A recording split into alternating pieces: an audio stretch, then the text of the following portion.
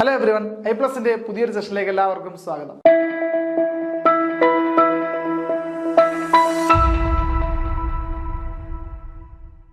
കേറ്ററ്റിന്റെ പുതിയ നോട്ടിഫിക്കേഷൻ വന്ന എല്ലാവരും അറിഞ്ഞിട്ടുണ്ടാവുമല്ലോ.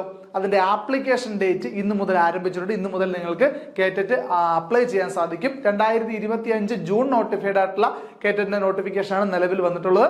അപ്പോൾ ആപ്ലിക്കേഷൻ ഡേറ്റ് ആരംഭിക്കുന്നത് ഈ ജൂലൈ മാസം 3-ാം തീയതി മുതലാണ്. അപ്പോൾ അപ്ലൈ ചെയ്യുമ്പോൾ ശ്രദ്ധിക്കേണ്ട കാര്യങ്ങൾ എന്തൊക്കെയാണ്? ഇപ്പോൾ നിലവിൽ BEd DLed ചെയ്തുകൊണ്ടിരിക്കുന്നവർക്ക് അപ്ലൈ ചെയ്യാൻ സാധിക്കുമോ? അതുപോലെ പ്രധാനപ്പെട്ട ചില നിർദ്ദേശങ്ങൾ, സിലബസ്, വെയിറ്റേജ് തുടങ്ങിയ പല കാര്യങ്ങളും നമ്മൾ ഈ ഒരു വീഡിയോയിൽ കൂടെ ഡിസ്കസ് ചെയ്യുന്നുണ്ട്. അപ്പോൾ ഈ വീഡിയോ തുടർന്ന് എല്ലാവരും കാണണമെന്ന് അഭിപ്രായപ്പെടുന്നു. ഓക്കെ, ഈ ഒരു അവസരത്തിൽ കേറ്ററ്റ് മത്സരാർത്ഥികളെ സംബന്ധിച്ചുകൊണ്ട്, കേറ്ററ്റിൽ വിജയിക്കണമെന്ന് ആഗ്രഹിക്കുന്നവരെ സംബന്ധിച്ചുകൊണ്ട് നിങ്ങളെ കൈപിടിച്ച് വിജയത്തിലേക്ക് നടത്താൻ സാധിക്കുന്ന iPlus നിങ്ങളുടെ മുൻപിലുണ്ട്. iPlusന്റെ ക്രാഷ് കോഴ്സുകൾ ഇപ്പോൾ ഡിസ്കൗണ്ടഡ് പ്രൈസിൽ അവൈലബിൾ ആണ്. കൂടുതൽ വിവരങ്ങൾക്കായിട്ട് നമ്മുടെ ഈ ഒരു വീഡിയോയുടെ താഴെയുള്ള ഡിസ്ക്രിപ്ഷനിൽ കൊടുത്തിരിക്കുന്ന ഗൂഗിൾ ഫോം ഫില്ല് ചെയ്യുക. അതുപോലെ കോൺടാക്ട് നമ്പർ ഉണ്ട്, അതിൽ കോൺടാക്ട് ചെയ്താൽ കൂടുതൽ ഡീറ്റെയിൽസ് അറിയാൻ സാധിക്കും. നിങ്ങൾക്ക് കേറ്ററ്റ് വിജയത്തിലേക്ക് എത്താൻ പറ്റുന്ന ഏറ്റവും നല്ല കമ്പാനിയൻ ആയിരിക്കും iPlus എന്ന് പറയുന്നത്. iPlusന്റെ കോഴ്സ് ഫുള്ളി പാക്ഡ് ആണ്. ഹൈ ക്വാളിറ്റി നോട്ട്സ് ഉണ്ടാവും. അതുപോലെ റെക്കോർഡഡ് 100% സിലബസ് കവേർഡ് ആയിട്ടുള്ള റെക്കോർഡഡ് ക്ലാസ്സുകൾ തുടങ്ങിയ എല്ലാവിധ ഡീറ്റെയിൽ, നിങ്ങൾക്ക് എല്ലാവിധ അസിസ്റ്റൻസ് ലഭിക്കുന്ന ഒരു കംപ്ലീറ്റ് പാക്കേജ് ആയിരിക്കും iPlusന്റേത്. അപ്പോൾ തുടർന്ന് അതിനെപ്പറ്റി കൂടുതൽ വിവരങ്ങൾ അറിയാൻ വേണ്ടിയിട്ട് നേരത്തെ പറഞ്ഞതുപോലെ വീഡിയോയുടെ ഡിസ്ക്രിപ്ഷനിൽ നിങ്ങൾക്ക് ഗൂഗിൾ ഫോം ഫില്ല് ചെയ്യുകയോ കോൺടാക്ട് നമ്പറിൽ കോൺടാക്ട് ചെയ്തുകൊണ്ട് iPlusനെ ബന്ധപ്പെടാവുന്നതാണ്. അപ്പോൾ നമുക്ക് നേരെ വീഡിയോയിലേക്ക് പോകാം.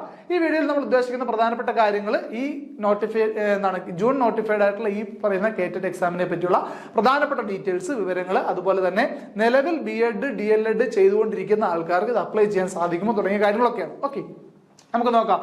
ഇമ്പോർട്ടന്റ് ഡേറ്റ്സ്, ഇപ്പൊ വിളിച്ചിരിക്കുന്ന ഈ നോട്ടിഫിക്കേഷൻ പ്രധാനപ്പെട്ട ഡേറ്റുകളാണ് നമ്മൾ പറയുന്നത്. Online application starting from 3rd July 2025, July മാസം 3-ാം തീയതിയാണ്. അതായത് ഇന്ന് മുതലാണ് ഈ ആപ്ലിക്കേഷൻ ആരംഭിക്കുന്നത്.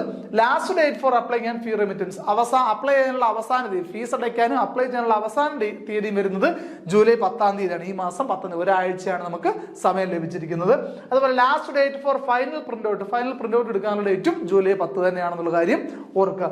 അതുപോലെ hall ticket downloading available from 14/8/2025. ഇത് ടെൻഡേറ്റീവ് ആണ്. മോസ്റ്റ് കേസിലും വലിയ മാറ്റങ്ങൾ വരാറില്ല. എന്നിരുന്നാലും മേ ബി ചിലപ്പോൾ അതിൽ മുമ്പോട്ട് വരുമ്പോൾ ചിലപ്പോൾ എന്തെങ്കിലും മാറ്റങ്ങൾ വന്നേക്കാം. നമ്മുടെ എക്സാമിന്റെ ഡേറ്റ് വന്നിരിക്കുന്നത്, അതിനെപ്പറ്റി ഡീറ്റെയിൽസ് പറയുമ്പോൾ എക്സാമിന്റെ ഡേറ്റ് വന്നിരിക്കുന്നത് 23/8-ഉം 24/8-ഉമാണ്. കാറ്റഗറി 1-ഉം 2-ഉം 23-ാം തീയതിയും ഓഗസ്റ്റ് മാസം 23-ാം തീയതിയും, അതുപോലെ 3-ഉം 4-ഉം ഓഗസ്റ്റ് മാസം 24-ാം തീയതിയാണ്. പക്ഷെ സെറ്റ് പരീക്ഷയും സെയിം ഡേറ്റിൽ തന്നെ ആയതുകൊണ്ട് ഈ പറയുന്ന പോലെ സെറ്റ് പരീക്ഷയും ഈ കോമൺ ആയിട്ടുള്ള കുറെ കാൻഡിഡേറ്റ്സ് ഉണ്ടാവും കേറ്ററ്റ് എഴുതാനും സെറ്റ് പരീക്ഷ എഴുതാനും ഒക്കെ. അപ്പോൾ അതുകൊണ്ട് ഏതെങ്കിലും ഒരെണ്ണം മാറ്റിവെക്കാൻ സാധ്യതയുണ്ട്. ഒന്നുകിൽ കേറ്ററ്റ് പരീക്ഷ അല്ലെങ്കിൽ സെറ്റ് പരീക്ഷ ഏതെങ്കിലും മാറ്റിവെക്കാൻ സാധ്യതയുണ്ട്. അതുകൊണ്ട് തന്നെ ചിലപ്പോൾ may be hall ticket download ചെയ്യുന്ന ഡേറ്റിലും ചിലപ്പോൾ വ്യത്യാസം വരാൻ സാധ്യതയുണ്ട്. മേ ബി ചിലപ്പോൾ മാറ്റുന്നത് സെറ്റ് ആയിരിക്കും, അല്ലെങ്കിൽ കേറ്ററ്റ് ഉറപ്പ് പറയാൻ പറ്റില്ല. അത് മുമ്പോട്ട് വരുമ്പോൾ എന്തായാലും ഏതെങ്കിലും ഒരെണ്ണം അങ്ങോട്ടും ഇങ്ങോട്ടും മാറ്റാൻ സാധ്യതയുണ്ട്. അപ്പോൾ അത് ശ്രദ്ധിച്ചോളൂ. ഓക്കെ, അപ്പൊ നിലവിൽ നമുക്ക് അവൈലബിൾ ആയ ഡീറ്റെയിൽസ് വെച്ചുകൊണ്ട് കാറ്റഗറി 1 നടക്കാനിരിക്കുന്ന ഡേറ്റ് ഓഗസ്റ്റ് മാസം 23-ാം തീയതി രാവിലെ 10 to 12:30 2.5 മണിക്കൂറാണ് എക്സാം. 150 മാർക്കാണ് എക്സാം നടക്കുന്നത്, അറിയാമെന്ന് വിശ്വസിക്കുന്നു. അതുപോലെ കാറ്റഗറി 2 അന്നേ ദിവസം തന്നെ ആഫ്റ്റർനൂൺ, ഉച്ചയ്ക്ക് ശേഷമാണ് 2 മണി മുതൽ 4:30 വരെ, അതിന് 2.5 മണിക്കൂറാണ്, 150 മാർക്ക് തന്നെയാണ്.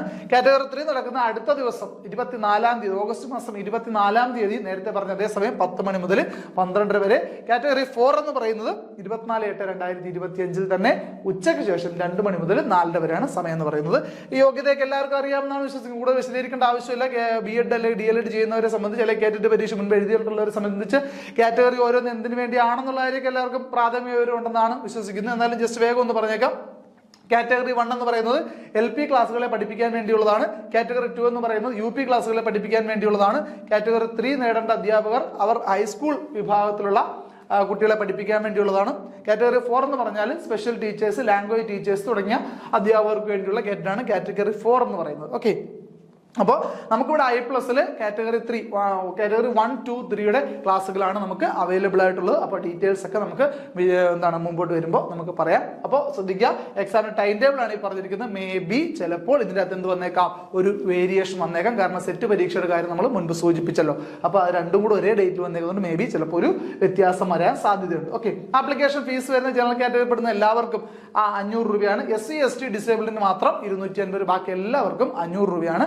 ആപ്ലിക്കേഷൻ ഫീസ് വരുന്നത്. SC ST ഡിസേബിൾഡ് അതുപോലെ വിഷൻ കാഴ്ച പരിമിതി ഉള്ളവർക്കും എത്രയാണ് 250 രൂപയാണ് ആപ്ലിക്കേഷൻ ഫീസ് വരുന്നത്. ബാക്കി എല്ലാവർക്കും 500 രൂപയാണ് ആപ്ലിക്കേഷൻ ഫീസ് വരുന്നത്. ഓർക്കുക, പ്രധാനപ്പെട്ട ചില ഇൻസ്ട്രക്ഷൻസ് ആണ് ഇനി പറയുന്നത്, എല്ലാവരും ശ്രദ്ധിക്കണം. ഒരു അപേക്ഷാർത്ഥി എത്ര കാറ്റഗറി എഴുതുന്നതിന് ഒരു പ്രാവശ്യം മാത്രമേ അപേക്ഷ സമർപ്പിക്കാൻ പാടുള്ളൂ. പ്രത്യേകം അപേക്ഷ സമർപ്പിക്കേണ്ടതില്ല. കാറ്റഗറി 1 and 2 എഴുതുന്ന DLEDകാരുണ്ടാവും. DLED പഠിക്കുന്നവർ കാറ്റഗറി 1 and 2 എഴുതാം, അല്ലെങ്കിൽ DLED പാസ്സായിട്ടുള്ളവർക്ക്. അതുപോലെ തന്നെ BEdകാർക്ക് കാറ്റഗറി 2 and 3 എഴുതാൻ സാധിക്കും. അപ്പോൾ ഇത് ഒന്നിലധികം കാറ്റഗറി എഴുതുന്നവരെ സംബന്ധിച്ചുകൊണ്ട് നിങ്ങൾ എന്ത് ചെയ്താൽ മതി, പ്രത്യേകം അപേക്ഷ കൊടുക്കേണ്ട ആവശ്യമില്ല. ഒരു അപേക്ഷയിൽ തന്നെ ഈ 2 കാറ്റഗറി സെലക്ട് ചെയ്തിട്ട് കൊടുത്താൽ മതി എന്നുള്ളതാണ്. അപേക്ഷ ഓൺലൈനായി മാത്രമാണ് സമർപ്പിക്കേണ്ടത്. പേര്, ജനനത്തീയതി, അടിസ്ഥാന വിദ്യാഭ്യാസ യോഗ്യത, ക്ലാസ്, കാസ്റ്റ്, കാറ്റഗറി, ഭിന്നശേഷി സംവരണം മുതലായ എല്ലാവരും കൃത്യമായി തെറ്റുകൂടാതെ രേഖപ്പെടുത്തുന്നതാണ്. കാരണം എന്താ വെച്ചാൽ പരീക്ഷ നടത്തുന്നതിന് മുമ്പ് നിങ്ങളുടെ ഇതൊന്നും കൃത്യമായി വെരിഫൈ ചെയ്യുന്നുണ്ടാകത്തൊന്നുമില്ല. പക്ഷേ എന്നിരുന്നാലും നിങ്ങൾ പാസ്സായി കഴിഞ്ഞാൽ നിങ്ങൾക്ക് സർട്ടിഫിക്കറ്റ് കിട്ടണമെങ്കിൽ, കേറ്ററ്റ് സർട്ടിഫിക്കറ്റ് നിങ്ങൾക്ക് ലഭിക്കണമെങ്കിൽ ഈ വിവരങ്ങൾ അല്ലെങ്കിൽ ഈ ഡോക്യുമെന്റ്സ് എല്ലാം നിങ്ങൾ കൊണ്ടുപോയി ഹാജരാക്കി, അസൽ രേഖകളെല്ലാം കൊണ്ടുപോയി ഹാജരാക്കി അത് വെരിഫൈ ചെയ്ത് കൃത്യമാണെങ്കിൽ മാത്രമാണ് നിങ്ങൾക്ക് സർട്ടിഫിക്കറ്റ് തരുന്നത്. അല്ലാത്ത പക്ഷം നിങ്ങൾ പാസ്സായപ്പോൾ നിങ്ങൾക്ക് സർട്ടിഫിക്കറ്റ് ലഭിക്കുകയില്ല എന്നുള്ള കാര്യം ഓർക്കുക.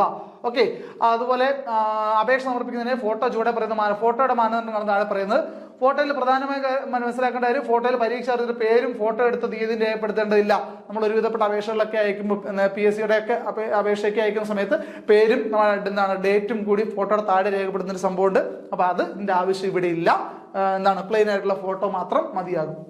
ഫോട്ടോ KPSC മറ്റു സീലുകളൊന്നും രേഖപ്പെടുത്താൻ പാടില്ല. അതായത് PSCയുടെ സൈറ്റിൽ നിന്ന് ഡൗൺലോഡ് ചെയ്യുന്ന ഫോട്ടോയോ അല്ലെങ്കിൽ എന്തെങ്കിലും സീല് പതിച്ചിട്ടുള്ള ഫോട്ടോസ് ഒന്നും എന്ത് ചെയ്യാൻ പാടില്ല, ആപ്ലിക്കേഷൻ കൊടുക്കുന്ന സമയത്ത് കൊടുക്കാൻ പാടില്ല. അതുപോലെ ഫോട്ടോയുടെ ബാക്ക്ഗ്രൗണ്ട് പ്ലെയിൻ കളർ ആയിരിക്കണം, ഫോട്ടോ വ്യക്തമായിരിക്കണം, സെൽഫി പാടില്ല, പുതിയ ഫോട്ടോ മാത്രം അപ്ലോഡ് ചെയ്യാൻ പരീക്ഷകൾ ശ്രദ്ധിക്കുക. കാരണം എന്ന് വെച്ചാൽ ഇത് ഫിസിക്കൽ വെരിഫിക്കേഷൻ ആണ് നിങ്ങൾക്ക് ഈ DO ഓഫീസിൽ വെച്ച് നടക്കുന്നത്. ഈ സർട്ടിഫിക്കറ്റ് അതായത് നിങ്ങൾ കേട്ടിട്ട് പാസ്സായി കഴിഞ്ഞാൽ, അപ്പോൾ ആ സമയത്ത് നിങ്ങളെ ചെല്ലുമ്പോൾ നിങ്ങളെ കാണുമ്പോൾ തിരിച്ചറിയണം. നിങ്ങൾ ചിലപ്പോൾ 5-6 വർഷം മുമ്പുള്ള ഫോട്ടോ ഒക്കെയാണ് വെച്ചിട്ടുള്ളത്.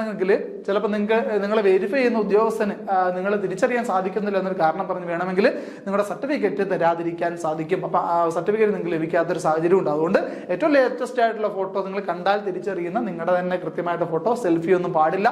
നോർമൽ ആയിട്ടുള്ള ഫോട്ടോ തന്നെ അപ്ലോഡ് ചെയ്യണം. അത് കൃത്യമായിട്ട് മനസ്സിലാക്കുക. ഈ ഒരു കാര്യം വളരെ ഇമ്പോർട്ടന്റ് ആയ ചില ഇൻസ്ട്രക്ഷൻസ് ആണിത്. ഇത് ഒരു കാരണവശാലും തെറ്റുകൂടാതെ വേണം ചെയ്യാൻ വേണ്ടിയിട്ട്. ഓക്കെ, അപേക്ഷ സമർപ്പിക്കുന്ന വെബ്സൈറ്റിൽ നിർബന്ധമായ ഒരു ഐഡന്റിറ്റി കാർഡ് സെലക്ട് ചെയ്ത് അതിന്റെ നമ്പർ രേഖപ്പെടുത്തുന്നത്. പ്രസ്തുത ID കാർഡിന്റെ അസൽ പരീക്ഷാ ഇൻവിജിലേറ്റർ പരിശോധനയ്ക്ക് നൽകേണ്ടതും ID കാർഡ് ഹാജരാക്കാത്തൊരു പരീക്ഷ അനുവദിക്കുന്നതുമല്ല.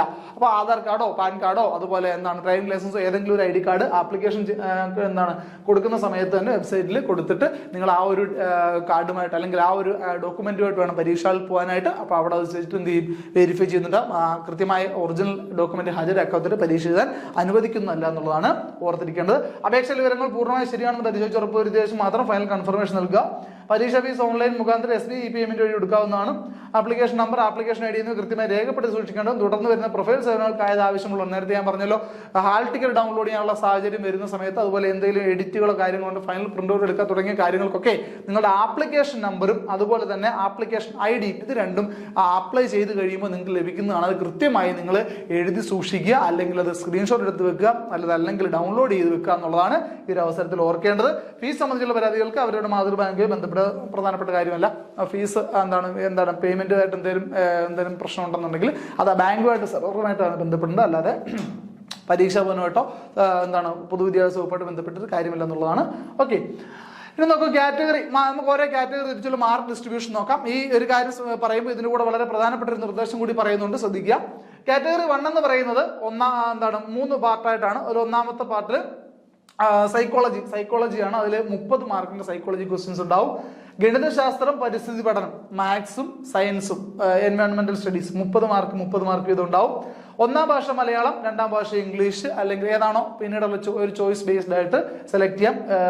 ഒന്നാം ഭാഷ മലയാളം, തമിഴ്, കന്നഡ ഏതെന്ന് സെലക്ട് ചെയ്യാം. അപ്ലൈ ചെയ്യുന്ന സമയത്ത് നിങ്ങൾ ഭാഷ കൃത്യമായിട്ട് സെലക്ട് ചെയ്ത് കൊടുക്കണം. കൃത്യമായിട്ട് നിങ്ങളുടെ OMR ഷീറ്റിൽ ഈ ലാംഗ്വേജ് തന്നെ കൃത്യമായിട്ട് മാർക്ക് ചെയ്യണം. അതായത് ഞാൻ പറഞ്ഞത്, ഒന്നാം ഭാഷ മലയാളമാണ് നിങ്ങൾ അപ്ലൈ ചെയ്യുന്നതെങ്കിൽ നിങ്ങൾ OMRലും ഇതേപോലെ നിങ്ങൾക്ക് ഒന്നാം ഭാഷ ഏതാണെന്നുള്ള കോളത്തിൽ മലയാളമാണ് നിങ്ങൾ ബബിൾ ചെയ്യേണ്ടതെന്നുള്ള കാര്യം ഓർത്തിരിക്കുക. അതുകൊണ്ട് അപേക്ഷിച്ചിരിക്കുന്ന ഏതാണെന്ന് കൃത്യമായ ധാരണ നിങ്ങൾക്കുണ്ടാണ്. അല്ലാത്ത പക്ഷം നിങ്ങളുടെ OMR അസാധുവായി പോവും.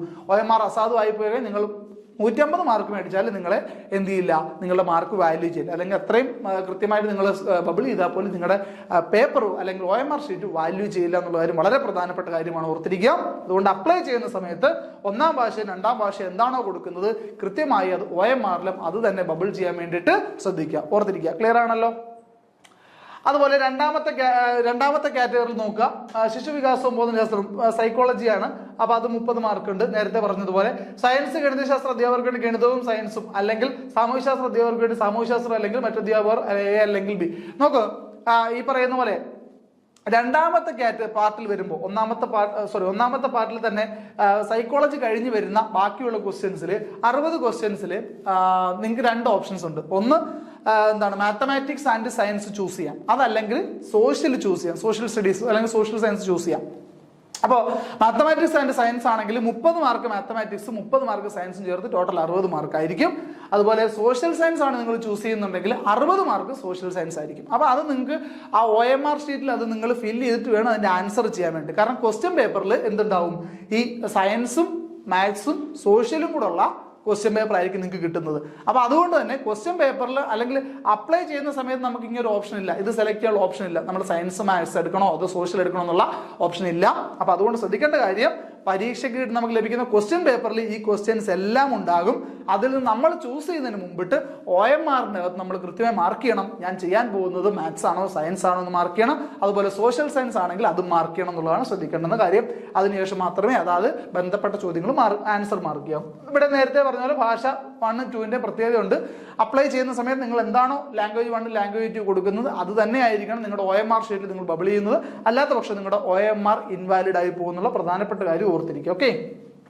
കാറ്റഗറി 3 കൗമാര മനഃശാസ്ത്രം, പഠന സിദ്ധാന്തങ്ങൾ, അധ്യാപക വിധി, സൈക്കോളജി ബന്ധപ്പെട്ട സൈക്കോളജി പെഡഗോജിയുമായി ബന്ധപ്പെട്ട 40 മാർക്കാണ്.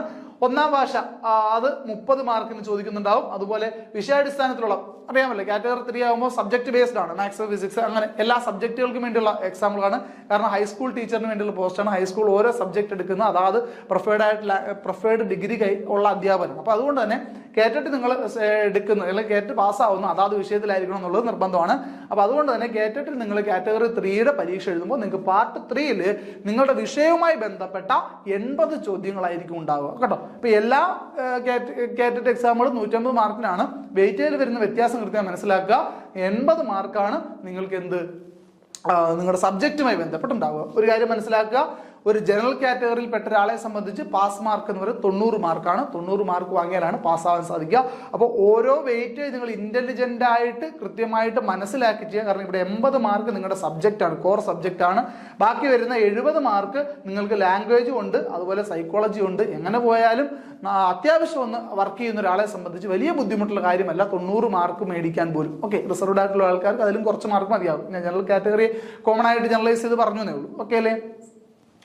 നോക്കൂ, എന്തുകൊണ്ടാണ് ഈ ഒരു അവസരത്തിൽ I+ നിങ്ങൾ സെലക്ട് ചെയ്യണം നമ്മൾ പറയുന്നത് വെച്ചാൽ I+ന്റെ റിസൾട്ട് വളരെ അധികം, അതായത് I+ന്റെ റിസൾട്ടിലുള്ള സ്ട്രൈക്ക് റേറ്റ് വളരെ കൂടുതൽ, വളരെ ചുരുങ്ങിയ കാലഘട്ടം കൊണ്ട് വളരെയധികം മത്സരാർത്ഥികളെ കേറ്റിട്ട് വിജയത്തിലേക്ക് എത്തിച്ചിട്ടുള്ള ഒരു സ്ഥാപനമാണ് I+ എന്ന് പറയുന്നത്. I+ന്റെ കോഴ്സിന്റെ ചില ഫീച്ചേഴ്സ് ആണ് ഞാൻ പറയുന്നത്. അപ്പോൾ I+ന്റെ കോഴ്സിൽ നിങ്ങൾ ഇംപ്രസ്ഡ് ആണെങ്കിൽ I+ന്റെ കോഴ്സ് ഇപ്പോൾ ഡിസ്കൗണ്ടഡ് പ്രൈസിൽ ക്രാഷ് കോഴ്സായിട്ട് ഡൗൺലോഡ് ചെയ്ത് സബ്സ്ക്രൈബ് ചെയ്ത് നിങ്ങൾക്ക് സ്വീകരിക്കാൻ സാധിക്കുന്നതാണ്. പഠനത്തിൽ ഒരു ബെസ്റ്റ് കമ്പാനിയൻ I+ന്റെ കേരറ്റ് കോഴ്സ് എന്ന് പറയുന്നത്. നോക്കൂ, ഡെഡിക്കേറ്റഡ് ആയിട്ടുള്ള ഇന്റൻസീവ് ആയിട്ടുള്ള കോച്ചിങ് ആയിരിക്കും നിങ്ങൾക്ക് I+ന്റെ ഭാഗത്ത് നിന്ന് ലഭിക്കുക.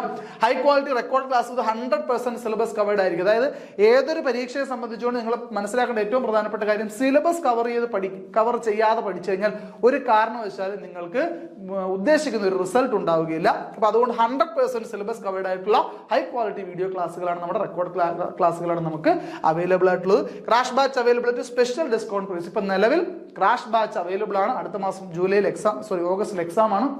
അപ്പോൾ നമുക്ക് ക്രാഷ് ബാച്ച് വളരെ ഡിസ്കൗണ്ടഡ് പ്രൈസിൽ ഇപ്പം നിലവിൽ അവൈലബിൾ ആണ്. എത്രയും വേഗം തന്നെ I+നെ കോൺടാക്ട് ചെയ്ത് ഈ ഒരു ഓഫർ സ്വന്തമാക്കുക.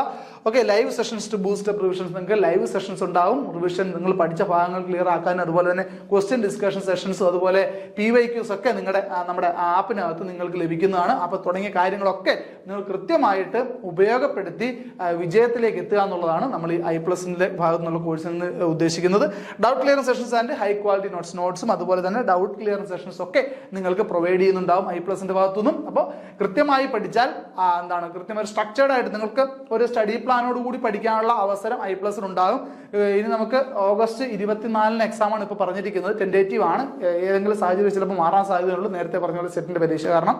അപ്പോൾ അതുകൊണ്ട് തന്നെ ഈ പറയുന്ന ഒരു ടൈം ഫ്രെയിമിനുള്ളിൽ എങ്ങനെ ഈ സിലബസ് കൃത്യമായി കവർ ചെയ്യാമെന്നുള്ള നല്ലൊരു ഗൈഡൻസ് I+ന്റെ ഭാഗത്ത് നിങ്ങൾക്ക് ലഭിക്കുന്നുണ്ടാവും. അതുകൊണ്ട് കൃത്യമായി ഈ ഒരു അവസരം പ്രയോജനപ്പെടുത്തുക. ഈ ഡിസ്കൗണ്ട് പ്രൈസിൽ കോഴ്സ് സ്വന്തമാക്കുക. വളരെ ഇന്റൻസീവായ ഒരു കോച്ചിങ്ങിനോടൊപ്പം ചേർന്നുകൊണ്ട് I+ നിങ്ങളെ കേറ്ററ്റ് വിജയത്തിലേക്ക് കൈപിടിച്ചു എത്തിക്കും എന്നുള്ള കാര്യത്തിൽ ഒരു സംശയം വേണ്ട. അപ്പോൾ എത്രയും പെട്ടെന്ന് കൂടെ കൂടിക്കോളൂ. ഈ കൂടുതൽ വിവരങ്ങൾ അറിയാൻ വേണ്ടിയിട്ട് നമ്മുടെ വീഡിയോയുടെ താഴെയുള്ള ഗൂഗിൾ ഫോം ലിങ്ക് ഫില്ല് ചെയ്യുക. അതുപോലെ അല്ലെങ്കിൽ തന്നെ കോൺടാക്ട് നമ്പറിൽ കോൺടാക്ട് ചെയ്യുക. അപ്പോൾ എത്രയും പെട്ടെന്ന് കൂടെ കൂടിക്കോളൂ. എല്ലാവർക്കും വിജയാശംസകൾ നേരുന്നു. Thank you.